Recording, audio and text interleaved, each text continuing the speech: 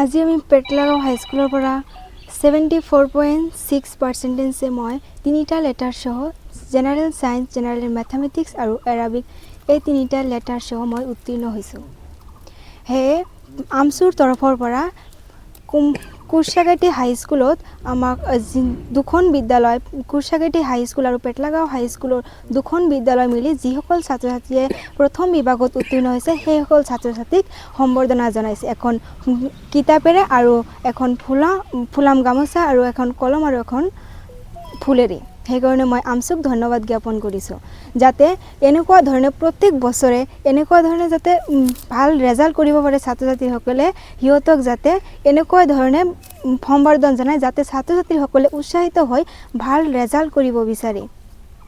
আপোনালোকে জানে সদহম সংখ্যালঘু ছাত্ৰীৰ আমচুৰ কুৰ্চাগাটি আঞ্চলিক সমিতিৰ পৰা সুখ্যাতিৰে উত্তীৰ্ণ হোৱা হাইস্কুল আৰু হায়াৰ ছেকেণ্ডেৰী ছাত্ৰ ছাত্ৰীসকলৰ মেধাৱী ছাত্ৰ ছাত্ৰীসকলক সম্বৰ্ধনা প্ৰগ্ৰাম আমি পাতিছিলোঁ। প্ৰত্যেক বছৰৰ দৰে এইবুলিও আমি এই সম্বৰ্ধনা প্ৰগ্ৰাম পাতি ছাত্ৰ ছাত্ৰীসকলৰ ভৱিষ্যত উজ্জ্বল যাতে কামনা হয় তাৰ কাৰণে আমি সম্বৰ্ধনা আজি ইয়াতে অনুষ্ঠিত কৰিছিলোঁ। আৰু ইয়াতে আমাৰ বিশিষ্ট অতিথি হিচাপে এই সমাজৰ লগত জড়িত থকা সমাজকৰ্মী, শিক্ষাগুৰুসকল, লগতে আমাৰ এজন ডক্টৰ চাব ইয়াতে উপস্থিত আছে। তেখেতৰ সেই ছাৰসকলৰ সুপৰামৰ্শৰে যাতে আমাৰ ছাত্ৰ ছাত্ৰীসকলৰ ভৱিষ্যত আগুৱাই যাব পাৰে তাৰ পৰামৰ্শ সিহঁতে দিছে। এই পৰামৰ্শৰে আমি প্ৰত্যেক আঞ্চলিকৰ অধীনত এই সম্বৰ্ধনা অনুষ্ঠানবিলাক আমি ছাত্ৰ সংগঠনৰ পৰা পাতি থাকোঁ, কিয়নো আমি ছাত্ৰ সংগঠনৰ মূল লক্ষ্যই হৈছে ঘৰে ঘৰে শিক্ষা তেতিয়াহে ৰক্ষা।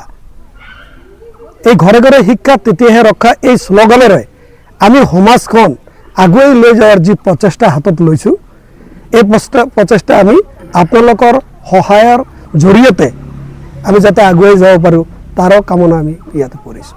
আজি আমচুৰ আমাৰ কুৰ্চাগাটি আঞ্চলিকৰ তৰফৰ পৰা আমাৰ কুৰ্চাগাটি হাইস্কুল প্ৰাংগণত কুৰ্চাগাটি হাইস্কুলৰ পৰা মেট্ৰিকত উত্তীৰ্ণ হোৱা মুঠ 10 গৰাকী ছাত্ৰ ছাত্ৰী আৰু আমাৰ কুমাৰগঞ্জ হাই মাদ্ৰাছাৰ পৰা সুখ্যাতিৰে উত্তীৰ্ণ হোৱা মুঠ 22 গৰাকী ছাত্ৰ ছাত্ৰী, মুঠ 32 গৰাকী ছাত্ৰ ছাত্ৰীক সুখ্যাতিৰে উত্তীৰ্ণ হোৱাৰ কাৰণে এক সম্বৰ্ধনা অনুষ্ঠানৰ আয়োজন কৰিছিল আমাৰ কুৰ্চাগাটি হাইস্কুল প্ৰাংগণত।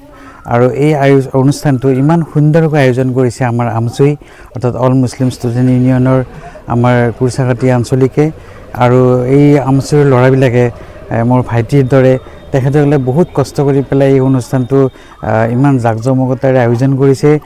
আৰু ইয়াত সেইসকল সুখ্যাতিৰে উত্তীৰ্ণ হোৱা ছাত্ৰ ছাত্ৰীক সম্বৰ্ধনা জনাইছে, তেওঁলোকক অনুপ্ৰাণিত কৰিছে আৰু তেওঁলোকৰ ভৱিষ্যত উজ্জ্বল কামনা কৰিছে। তো এনেকুৱা ধৰণৰ এক সুন্দৰ পদক্ষেপ যে আমচুই লৈছে তাৰ কাৰণে মই আৰু মোকো সেই অনুষ্ঠানত এগৰাকী অতিথি হিচাপে নিমন্ত্ৰণ কৰিছিল। গতিকে আমচুৰ এই পদক্ষেপক মই ধন্যবাদ জনালোঁ, কৃতজ্ঞতা জনালোঁ।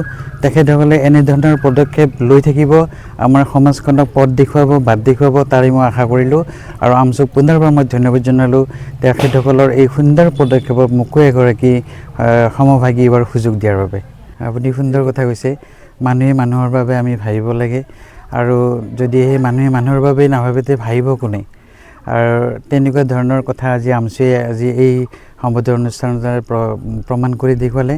গতিকে মই সেই মহান শিল্পী ভূপেন হাজৰিকাদেৱৰে এটি গীত গাই পেলাই আমাৰ অসমখনৰ ভাল হওক বুলি মই আমাৰ অসমখনৰ জাকত জিলিকা হৈ উঠক এই আমচুৰ দৰে সামাজিক সংগঠনসকলৰ দ্বাৰা, এইসকল প্ৰতিভাৱান ছাত্ৰ ছাত্ৰীসকলৰ দ্বাৰা আমাৰ অসমখন জাকত জিলিকা হৈ উঠক, ভাৰতবৰ্ষৰ এখন উন্নত ৰাজ্য ৰূপে পৰিগণিত হওক।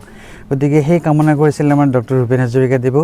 সেইকাৰণে মই তেখেতৰে এটি গীতৰ দুফাঁকিমান গাম বুলি গাই দিওঁ। অসম আমাৰ ৰূপহী গুণৰো নাই শেষ, ভাৰতৰে পূৰ্ব দিশৰ সূৰ্য উঠা দিশ। অসম আমাৰ ৰূপহী গুণৰো নাই শেষ, ভাৰতৰে পূৰ্ব দিশৰ সূৰ্য উঠা দেশ। ধন্যবাদ। যিকোনো খবৰৰ বাবে যোগাযোগ কৰক 7099017330 লগতে 7099017110 নম্বৰত।